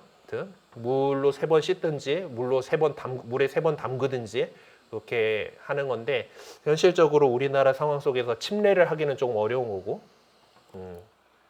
원래 세례 성사 할 때 배웁시다. 그거는 좀 나중에 남겨놓을게요. 지금 너무 일찍 나갈 필요는 없는 것 같아. 네, 이제 세례도 성부, 성자, 성령의 이름으로 삼위일체 하느님의 이름으로 세례를 주게 되고, 우리 모든 기도 시작과 끝에 하는 성호경, 성부와 성자와 성령의 이름으로 아멘 하고 있고요. 그리고 이제 그 미사 시작을 할 때 성호경을 걷고 나서 우리는 신부님과 우리 교우들이 서로 주고받는 인사가 있죠. 이게 그 인사예요. 예.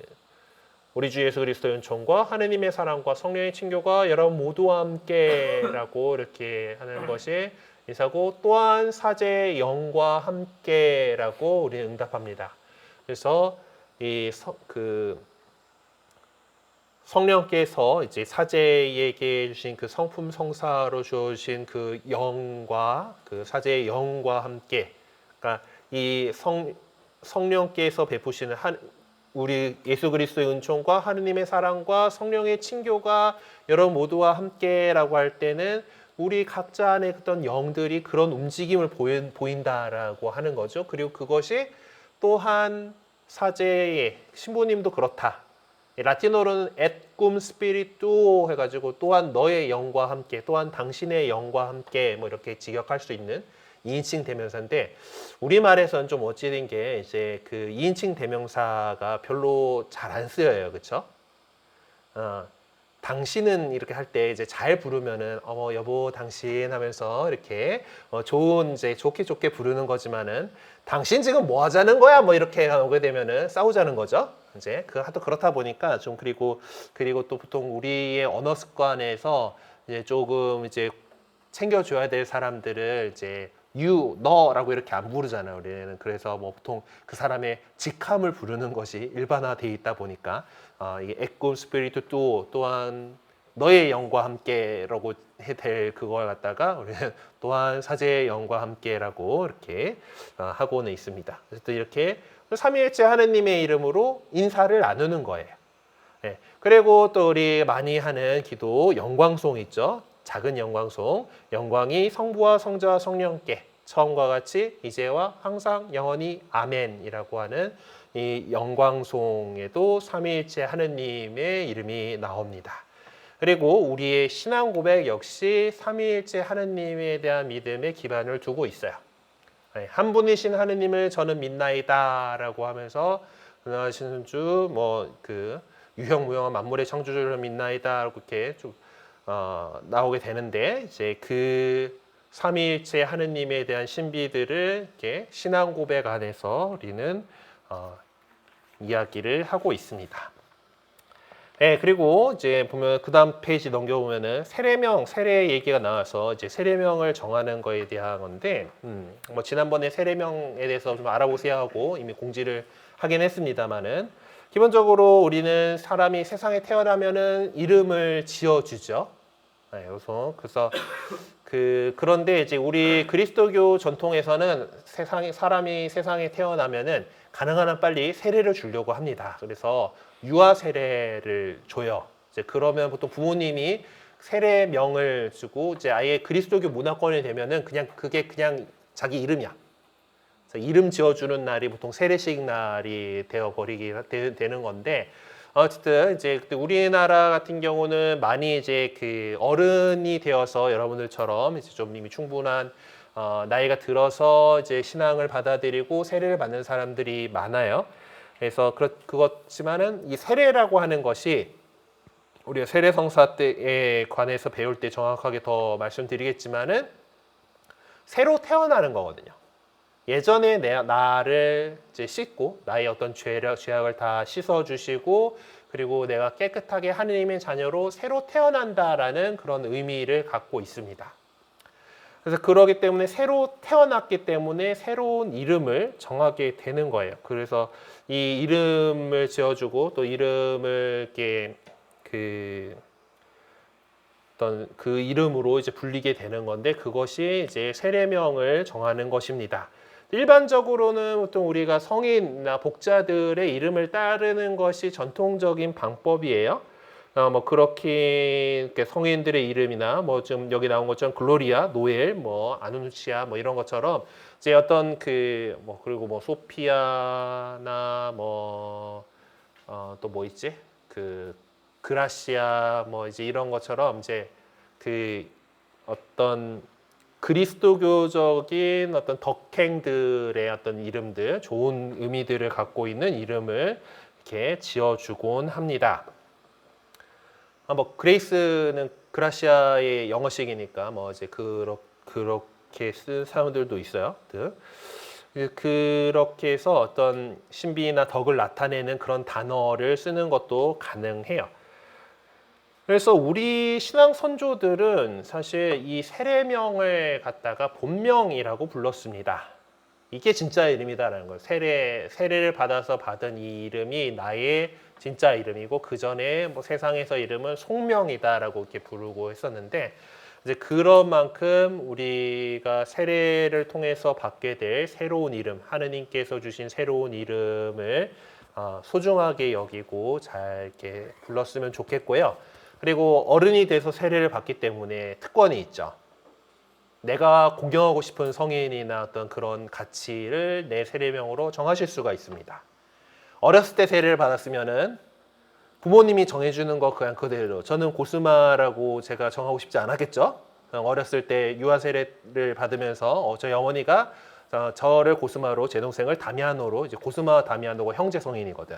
이제 그렇게 해가지고 세례명을 지어주셨어요. 그런데 이 세례명은 우리가 이제 하느님께서 우리 뭐 부모님이 짓기는 하지만은 아니면 내가 이제 지을 거긴 하지만은 하느님께서 주어주신 이름이다, 지어주신 이름, 그러니까 주신 이름이다라고 우리가 믿기 때문에 변경이 안 됩니다. 세상에서의 이름은 계명 신청을 하면은 계명을 할 수가 있잖아요. 할 수고 뭐 이렇게 하고 뭐 좀 불편한 것들이 좀 있긴 하지만은 신청서 내면은 계명을 할 수 있단 말이에요. 하지만은 세례명은 바꿀 수가 없으니까 잘 선택하셔가지고 이렇게 잘 고민하시고 선택을 하시면 좋겠습니다. 아시겠죠? 세례명을 갖다가 자기 마음대로 바꿀 수 있는 방법이 하나가 있긴 있는데 교황님이 되는 거예요. 왜냐하면은 이제 예전에는 이제 뭐 견진 때 잠깐 뭐 이제 뭔가 이제 좀 이 법 해석, 교회법 해석이 좀 잘못돼가지고 견진 때 뭔가 덧붙인다 식으로 해가지고 뭐 더 이제 하는 게 됐던 적이 있었는데 그거 아니다라는 게 이제 유권 해석이 끝난 상황이고 어쨌든 뭔가 이름이 바뀌는 상황들이 생길 수 있는 거가 보통 이제 수도자가 됐을 때 그럼 세상에서 쓰고 있던 세례명을 쓰지 않고 수도명을 받는 경우들이 있습니다. 근데 이 경우도 내가 정하는 게 아니에요. 수도 원장님이 그대는 뭐 하세요 하고 하는 거지. 그러니까 제가 견진 대부 섰던 그 친구가 있는데 그 친구가 지금 올리베타노 베네딕토 수도원에 입회를 해서 지금 수도사로 살고 있어요. 근데 그 친구가 이제 세상에서 이제 그 전에 수도에 들어가기 전에 세례명은 시몬이었거든. 근데 지금 거기에서는 마오로 수사로 불리고 있어요. 마오로인 거야. 그러니까 그 장상으로부터 형제님은 이제 마오로라 불리게 될 것입니다라고 하는 수도명을 받는데 이제 받을 수 있는데 수도자가 되면 수도명이 바뀌는 경우가 있는데 그때도 내 맘대로 하는 게 아니죠. 그래서 그 주어지는 이름으로 이렇게 하는 거고. 그래서 내 맘대로 뭔가 일을 할 수 있는 거는 교황님 되는 거밖에 없는 거지. 교황님이 되면 교황명을 무엇으로 하시겠습니까? 라고 물어보거든. 그러면 내가 이제 뭐로 하겠습니다. 이렇게 정할 수가 있어요. 우리 지금 프란치스코 교황님은 이제 호르헤 였잖아. 베르골료 이제 호르헤 베르골료인데, 예.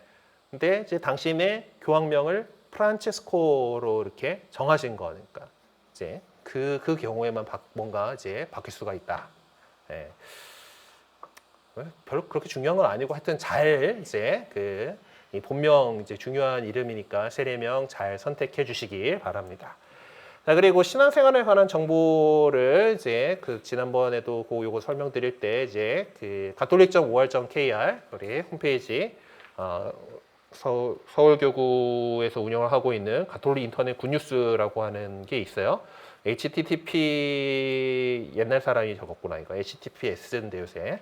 어쨌든 뭐 그냥 앞에 뭐 그런 거 필요 없고 catholic.or.kr 치면은 또 이제 들어가집니다.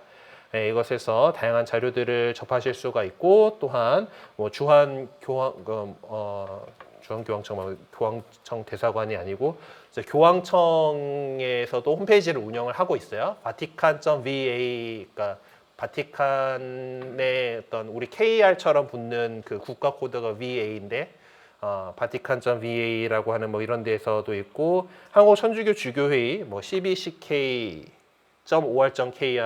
이제 그렇게 해서 그런 곳에서도 이렇게 볼 수가 있고 가톨릭 평화방송, 가톨릭 평화신문, 뭐 가톨릭 신문 이런 것들인데 요새 도메인 네임 치고 안 들어가잖아요. 저도 옛날 사람이라서 도메인 네임을 치고 들어가는 거가 익숙한 편인데 보통 검색 엔진에서 요 해당 키워드들을 검색을 하시면은 보실 수가 있습니다.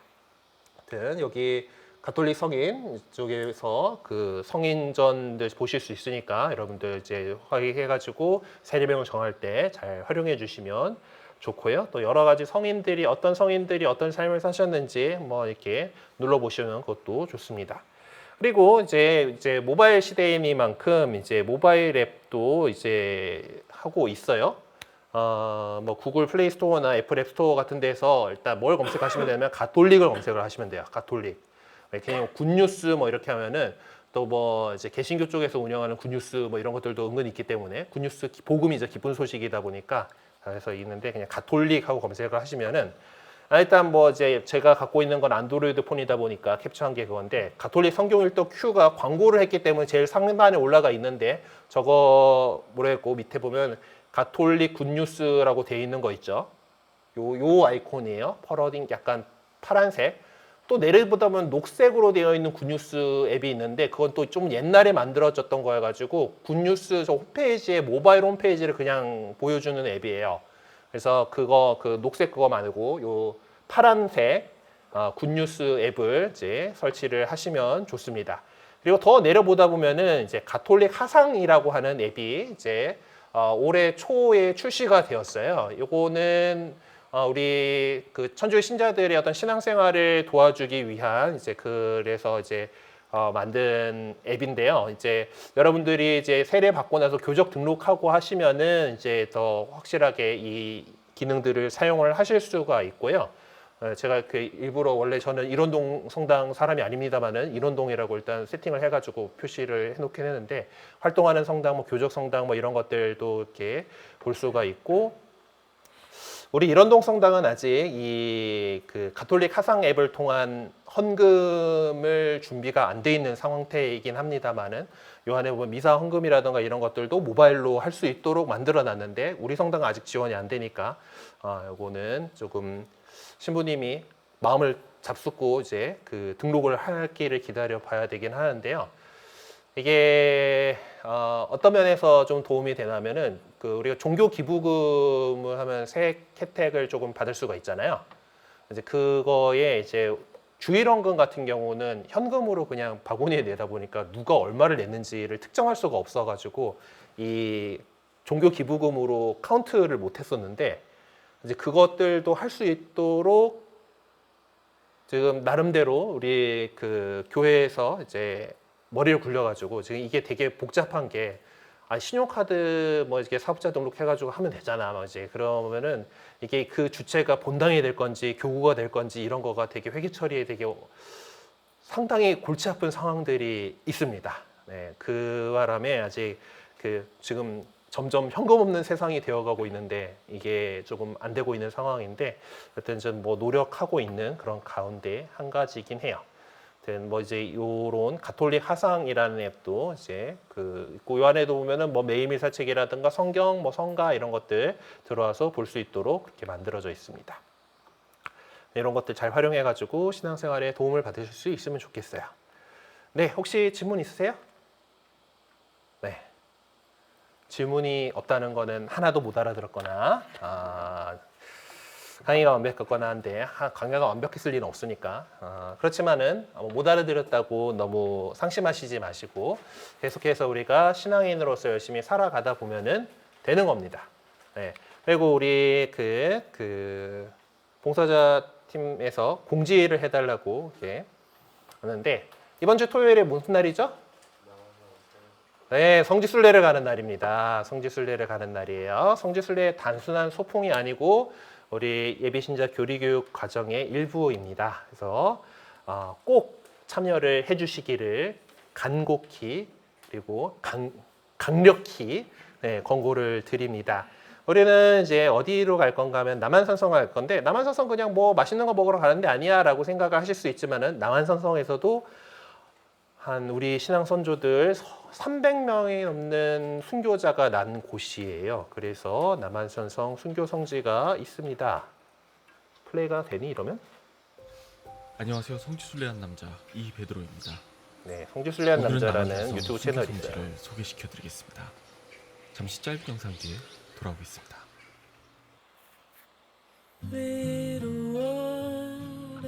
영상을 아주 참 잘 찍는 친구예요. 네. 잠깐 감상하겠습니다. 토요일 날 가서 눈으로 봅시다. 그리고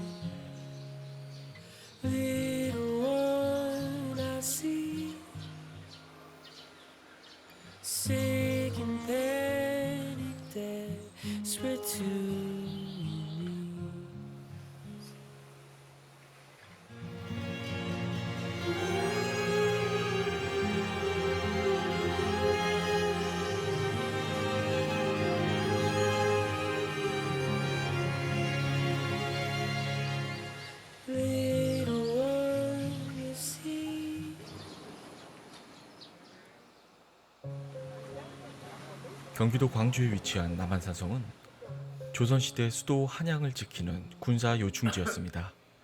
그리고 수많은 천주교 신자들이 처형을 당한 가슴 아픈 장소이기도 합니다. 남한산성의 토포사는 광주고을의 치안을 담당하며 강도나 역도들을 섬멸하는 역할을 했는데 천주교 박해령이 내려지면서부터 천주교들을 잡아서 처형했습니다. 신해 박해 때부터 교우들이 남한산성에 투옥되었고 신유 박해 때는 최초로 순교자가 탄생하였고 기해 박해와 병인 박해를 거치며 300여 명의 순교자가 탄생한 거대한 순교터입니다. 그중 현재 이름과 행적이 알려진 순교자는 30여 명입니다. 주차는 성지 안에 할 수 없고 남문 주차장이나 로타리 주차장을 추천드립니다. 성지에 도착하면 가장 먼저 눈에 띄는 것은 성지 앞에 있는 순교자 현양비입니다. 현양비 앞에서 순교자 도장을 찍을 수 있습니다. 순교자 도장은 성지 안에 성당에도 비치되어 있습니다. 현양비의 왼쪽에는 남한산성 피에타 동상이 있습니다. 바로 복자 한덕훈 토마스를 기리는 동상입니다. 충청도 홍주 출신인 한덕훈 토마스는 윤지충 바오로에게서 교리를 배워 천주교에 입교하였습니다. 1800년 10월부터는 고향 경기도 광주 의일리로 이주하여서 신앙생활을 하였고 신유박해가 일어나자 옹기장사꾼으로 변장하여 교들의 소식을 확인하러 한양으로 올라옵니다. 청파동에서 거적이 덮여있는 홍랑민의 시신을 보고 놀라고 비통한 마음으로 장례를 치러주었으며 함께 순교하지 못한 홍랑민의 아들 홍재영을 엄하게 질책하였습니다. 서소문 밖에서 순교한 최필제의 시신도 거두어 장례를 치러주었습니다. 박해시대 때 신자의 시신을 돌본다는 것은 자신이 천주교 신자임을 밝히는 위험한 일이었으나 한덕훈 복자는 이를 행하였고 결국 포졸들에게 체포되어 포도청으로 끌려갑니다. 여러 차례 형벌과 고문에도 신자들을 밀고 하지 않았으며 신앙의 끈도 놓치지 않았던 한덕훈 토마스는 결국 남한산성으로 옮겨져 참수형으로 순교하게 됩니다.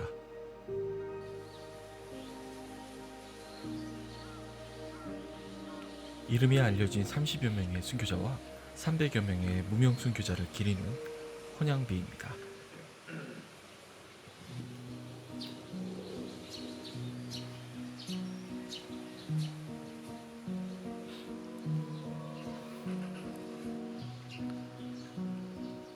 한옥 양식의 2층 성당입니다.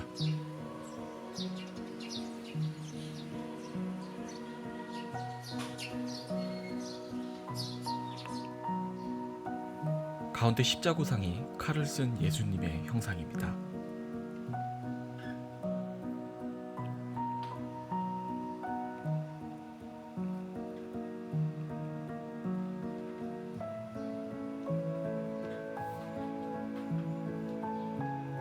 성당 뒤편에는 순례자 도장이 있습니다.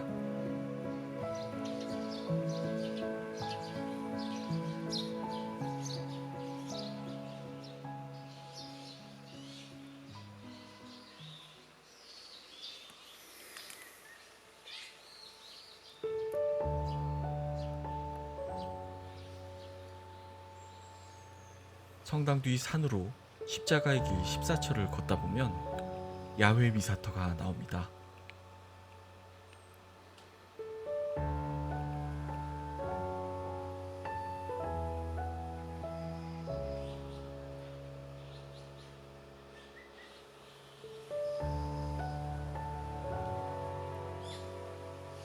사지를 묶고 얼굴에 물을 뿌린 뒤 한지를 덮는 일을 반복하여 숨이 막혀 죽게 하는 백지사 형벌이 이곳 남한산성에서 시작되었습니다.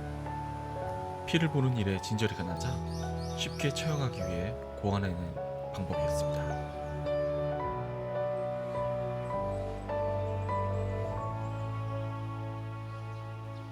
성지에서 나와 왼쪽으로 올라가면 로타리 주차장이 나오는데 이곳이 포도청과 감옥이 있던 자리입니다. 천주교 신자들이 이곳에서 신문을 당하고 고문을 이겨냈습니다. 순교자들의 신앙 고백터이자 순교터였습니다.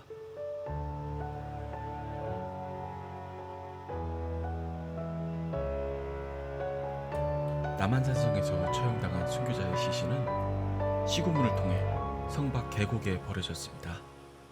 남한산성의 무덤과도 같은 곳입니다. 이날 제가 평일이라서 출근해야 하는데 날씨가 너무 좋아서 출근을 살짝 미루고 예정이 없던 순례를 했습니다.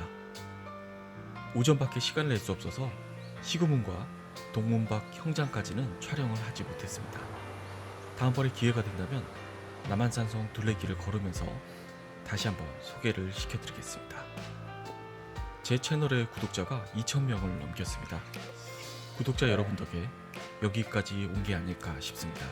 아직 그 앞으로도 작은 더 많은 채널일 분들이 때 저와 함께 영상이긴 소개를 해요. 해주시기를 바라면서 제 영상을 봐주신 모든 분들께 오늘도 주님의 은총이 가득하시길 기도드립니다. 감사합니다. 하여튼 그런 의미가 있는 장소를 우리가 함께 순례하면서 이제 신앙 선조들의 발자취를 따라가 보고 또 그 안에서 우리 또 어떤 믿음을 살아갈 것인가 한번 생각해 볼 수 있는 좋은 기회가 될 겁니다. 그리고 지난 시간에 배웠던 십자가의 길 기도 소개만 해드렸는데 가서 해볼 거예요. 저게 이렇게 또 성지에 가면은 이제 성당에서는 되게 그냥 짧거든요. 이게 그냥 이렇게 그냥 그 안에서 이러고 마는데 그런 데는 조금 이제 정말 뭔가 걷는 십자가의 길을 걷는다는 느낌이 들 수 있고 또 자연 속에 이렇게 잘 마련되어 있는 그런 곳이기 때문에 가서 직접 가보시면은 좋다라는 것을 느끼실 겁니다. 그리고 예비 신자 교리 기간에 이렇게 성지 순례를 하는 것은 또한 이제 앞으로 신앙생활 하는 중에 있어서도 여러분들이 이런 기회들을 가져보시라라고 추천드리는 거기도 해요. 또 우리 서울 안에도 저기 뭐 세남도 순교 성지라던가 절도선 순교 성지라던가 서소문 성교 성지라던가 저기 삼성선 성지라던가 이제 다양한, 왜냐면은 서울 포도청에 일단 끌려와가지고 사형 뭐 이런 것들이 많았기 때문에 이제 그런 중요한 성지들이 많이 있습니다. 그래서 이렇게 다녀보시면 좋겠고, 또 영상으로 미리 예습하셨으니까 가서 또 얼마나 좋은지 직접 보셨으면 좋겠습니다. 네, 그래 오늘은 마친 기도로 우리 또 이번 주간에 외워야 됐던 고백 기도를 같이 하시면서 마치도록 하겠습니다. 요거 미사 시작할 때 우리 참여자 때 하는 거죠? 네, 같이 하겠습니다. 성부와 성자와 성령의 이름으로 아멘. 전능하신 하느님과 형제들에게 고백하오니 생각과 말과 행위로 죄를 많이 지었으며 자주 물을 소홀히 하였나이다. 제 탓이요 제 탓이요 저의 큰 탓이옵니다. 그러므로 간절히 바라오니 평생 동정이신 성모 마리아와 모든 천사와 성인과 형제들은 저를 위하여 하나님께 빌어주소서. 전능하신 하느님, 저희에게 자비를 베푸시어 죄를 용서하시고 영원한 생명으로 이끌어 주소서. 아멘. 성부와 성자와 성령의 이름으로 아멘. 네, 수고 많으셨습니다.